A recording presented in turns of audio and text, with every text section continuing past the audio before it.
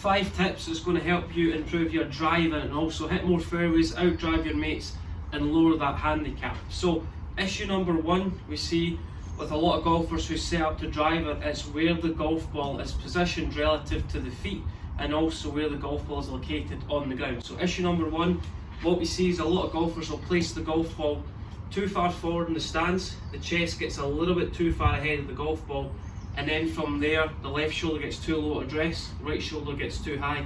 As the club comes into impact, the club hits the ground after impact. So what we know is if we hit the golf ball first, then hit the ground after the golf ball, we know we're hitting slightly too much down on the golf ball. You need to understand what is the issue. The issue is the ball position is a little bit too far forward. Think about the position of the golf ball directly underneath left armpit. We see a lot of golfers who get the golf ball too far outside the left foot. What that does from there, so golf ball too far outside left foot, chest gets too far ahead of the golf ball, left shoulder gets too low compared to the right shoulder. And as we work the club back, the club goes too high in the backswing. Then as we come down into impact, the club works too low. Ball position gets too far forward, chest gets too far ahead of the golf ball, left shoulder gets too low, right shoulder gets too high. And then my chest gets too far ahead of the golf ball. To see the club comes in a little bit too steeply into impact, that's going to cause a path to work left across the golf ball, but it's not going to achieve a lot of consistency. The club works up too quickly, then across and left too much through impact. So if you're this golfer, you need to change what you're doing to get a different result. The biggest thing you need to change and adjust is the ball position. So a good drill to establish what you're doing, place your left hand on the club from here. The golf club, so the grip end of the club, should dissect to the middle of your sternum. Many people who struggle with driver get the club working to the top of the backswing. Chest loses its connection with the grip end of the club.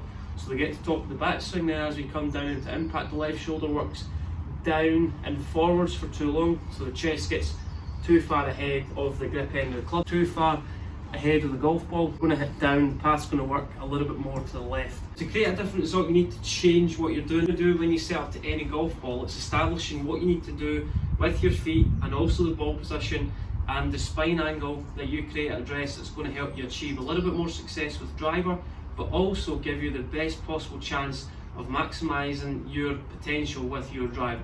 So at the moment, if you're struggling with driver, this is a key component checklist that you can adhere to. Flare both feet slightly open, that's going to encourage your hips to rotate and also rib cage and upper torso in the backswing, and it's also just going to allow our hips to clear a little bit easier into the downswing. So feet together, you're going to visualise that you're standing at 12 o'clock on a clock face.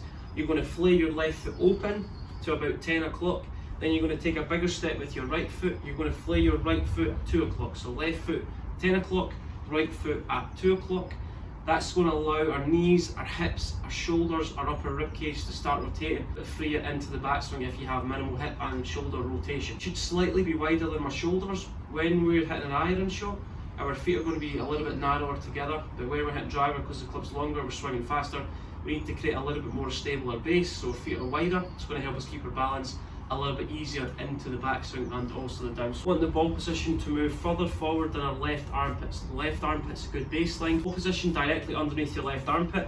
What you're going to do from there, your shoulders are nice and level, left shoulder's at the same angle as your right shoulder, is you're going to slide your right hand down to your right knee. So this is going to establish a little bit more spine tilt away from the target. It's going to feel like your sternum's slightly behind the golf ball, left shoulder's higher, right shoulder's lower.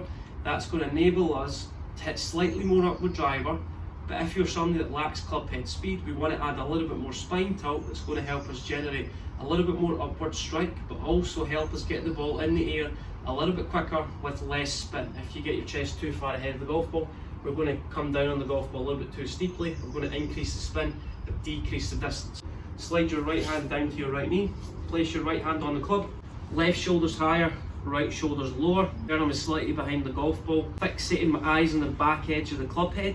That's going to allow my left shoulders to sit a little bit higher than my right shoulder. So that's a great setup procedure that you can use. It's going to allow you to maximise your potential with driver. So we're going to allow the club to work low to high through impact, as opposed to if we get chest too far ahead of the golf ball, the club head works high to low. People struggle as they'll get to the top of the backswing, then as they come through into the downswing, the chest will work too far ahead of the grip end of the club. So the chest will start to drive ahead of the grip end of the club. Left shoulder will work too low too quickly, right shoulder gets too high. So what we want to do is we don't want to fall too far ahead of the grip end of the club, behind it in the backswing, and then we stay behind it coming into the downswing. So you want to feel like you keep the connection between the grip end of the club and the middle of your sternum. To create that connection, there's a laser on the grip end of the club, and that's dissecting all the way through the middle of your chest. As we swing the club back and as we come into impact, we want to feel like my left shoulder works up and back a little bit more. It's going to let my right shoulder start to work down a little bit quicker. So left shoulder working up and left is going to allow the right shoulder to work down. The club head as a reference point to my right shoulder, so I'm trying to get my right shoulder to disappear to the top of the backswing. Then as I come into the downswing, the grip end of the club's going to start to level out. Then the grip end of the club's going to work up and left through impact. So the grip end of the club's going to work up and left through impact. That's going to allow my chest to start extending towards the sky. Not driving the grip end of the club into the ground too quickly. The right shoulder gets too high, as you can see, as a reference point of the club head. Allow the club head to disappear in the backswing. That's going to allow me to rotate into my right side. You should feel the pressure move into your right side, but then as we come into the downswing, it's going to level out. Feel there's a slight shift to my left side. My left shoulder keeps its height for a little bit longer in the downswing. Grip end of the club working up and back. That's going to allow my chest to facilitate its movement towards the sky as well. It's going to facilitate the chest to face the sky, and it's also going to create this extension of the body, which is going to allow the club to travel low to high through impact, and it's going to enable you to hit up with driver and also create a little bit more of a higher lunge but low spin combination. Club head is a reference point to your right shoulder in the backswing. The grip end of the club is a reference point to your left shoulder in the downswing. So what we want to feel like we're doing, we're going to let the right shoulder work up and back in the backswing, so right shoulder works up and back, club head disappears. As we come into the downswing, we want to feel like we're not driving the grip end of the club low and left through impact. We almost want to feel like the grip end of the club works up and left, so the grip end of the club works up and then left, and the club working up and left. That's going to facilitate my weight moving into my left side, and it's also going to enable my chest to start extending towards the sky through impact.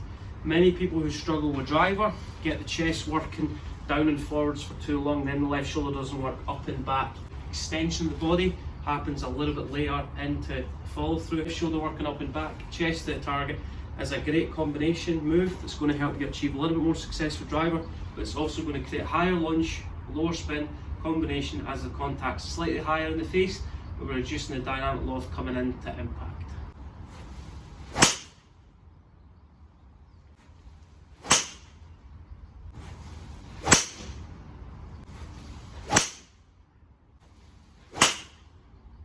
And subscribe to the channel. Likes the video gets the more golfers I can help in the long run. Please comment below with future content you'd like to see on my channel in the coming weeks.